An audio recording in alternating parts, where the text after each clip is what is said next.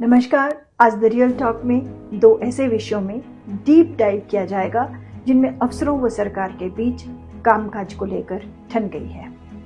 हिमाचल जैसे छोटे से राज्य में यह हालात क्यों हुए, क्यों डीसीज को एसडीएम्स की वर्किंग में लगाम लगानी पड़ी और क्यों पंचायत चुनाव राज्य में एक बड़ा मुद्दा बन गए। यह भी कि 4 दिसंबर को भाजपा कांगड़ा में क्यों गरजे। दरअसल राज्य में 3,577 ग्राम पंचायतें, 78 पंचायत समितियां और 12 जिला परिषद हैं। इन सभी का कार्यकाल जनवरी 2026 यानी अगले साल 2026 जनवरी तक खत्म हो जाना है। इनके चुनाव पहले जनवरी 2021 को हुए थे, तब राज्य में भाजपा की सरकार थी। अब हुआ यूं कि कांग्रेस ने पंचायतों की डिलिमिटेशन का फैसला कर लिया। इस काम के पूरा होने के बाद राज्य सरकार ने कहा कि अभी प्रदेश में डिजास्टर एक्ट लागू है, लिहाजा अभी चुनाव नहीं हो सकते। इधर राज्य चुनाव आयुक्त अनिल खाची ने राज्य के सभी डीसी से पूछ लिया कि उन्होंने आखिर रिजर्वेशन रोस्टर पर काम क्यों नहीं किया, क्योंकि इसमें 33% रिजर्वेशन लेडीज का होता है। कुल मिलाकर पंचायत चुनावों में चुनाव आयोग और सरकार के बीच में ठन गई। बात यही खत्म नहीं हुई।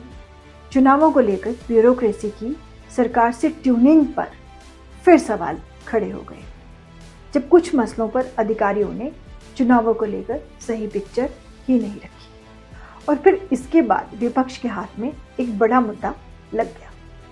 इसी बीच नई डेवलपमेंट और प्रमोटी आईएएस अफसर राजेश शर्मा को सरकार ने पंचायती राज सेक्रेटरी पद से हटा दिया। ये वही सचिव हैं जो लंबे समय तक भाजपा के समय में भी राजभवन में राज्यपाल के सेक्रेटरी रहे और पूर्व भाजपा के समय पर काफी अहम पदों पर रहे हैं। वहीं दूसरी ओर अनिल खाची, जो अपनी साफ गोई के लिए जाने जाते हैं, उन्हें पूर्व भाजपा सरकार ने उस समय चीफ सेक्रेटरी पद से हटाकर राज्य चुनाव आयुक्त बना दिया था। ये जानना दिलचस्प है। इस कहानी की पृष्ठभूमि में कानूनी तौर पर सुक्खू सरकार इस विषय को नाप तोल रही है और कुछ अरसे के बाद ही चुनाव करवाना चाहती है, लेकिन वहीं बिहार की जीत से उत्साहित भाजपा इसे बहुत बड़ा मुद्दा बनाने जा रही है। अब मामला कोर्ट में है और देखें वहां क्या होता है। अब दूसरा डीप डाइव विषय है शिमला के डीसी का। स्वभाव से शांत और शालीन डीसी अनुपम कश्यप को आखिर एसडीएम्स के बारे में ऐसा फैसला क्यों लेना पड़ा कि वह मजबूर हो गए स्ट्रिक्ट एक्शन लेने के लिए। उन्होंने ऐसी डायरेक्शन दी है जो सबको हैरत में डालने वाली है। दरअसल अनुपम की एडमिनिस्ट्रेटिव टीम में अधिकतर महिला ही अफसर हैं। इनमें से कोई अफसर सोशल मीडिया में काफी ज्यादा सक्रिय है और कुछ कम है, और इनकी फैन फॉलोइंग किसी राजनेता से भी कहीं ज्यादा है। कुछ महिला अधिकारी अपने पद और ओहदे और वर्किंग की हर एक्टिविटी को अपने निजी सोशल मीडिया प्लेटफॉर्म पर डालते हैं। अब जब गांव के लोग काम करवाने आते हैं तो अक्सर अधिकारी उपलब्ध नहीं होते।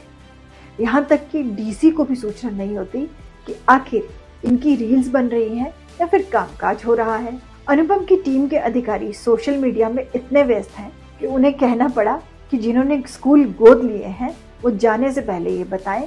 हालांकि अभी उन्होंने नाच, गाने, करियर काउंसलिंग पर कोई निर्देश जारी नहीं किए, लेकिन अनुपम का ये फैसला अफसरों को याद दिलाने के लिए महत्वपूर्ण था कि वह सही ढंग से काम करें, न कि सोशल मीडिया में अपनी टीआरपी बढ़ाने के लिए आगे बढ़ें। अब मसला आता है विधानसभा के शीतकालीन सत्र का, जो धर्मशाला में होने जा रहा है। भाजपा 4 दिसंबर को सरकार की वहां घेरेबंदी करेगी। यह वह समय होगा जब पार्टी आपदा से आहत लोगों की आवाज उठाने के बहाने कांग्रेस को लपेटेगी। कांग्रेस के 3 साला जश्न पर उंगली भी इसी बहाने उठेगी। इसी के साथ कांगड़ा की भाजपा को कंसोलिडेशन भी किया जाएगा और इसका काम देखेंगे विपिन परमार। लेकिन पार्टी की दिक्कत बन गई है हंसराज और राजीव बिंदल के भाई के 2 मामले।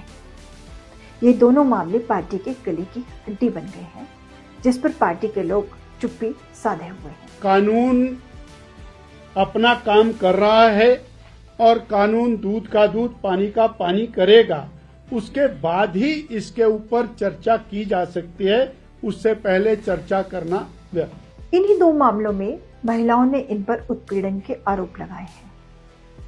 इसे कांग्रेस खूब भुनाएगी और एक डिफेंसिव टूल के तौर पर यूज करेगी। इस पर आने वाले समय में और भी विस्तृत चर्चा की जाएगी कि असेंबली सेशन हिमाचल के लिए इस बार धर्मशाला में क्यों खास है।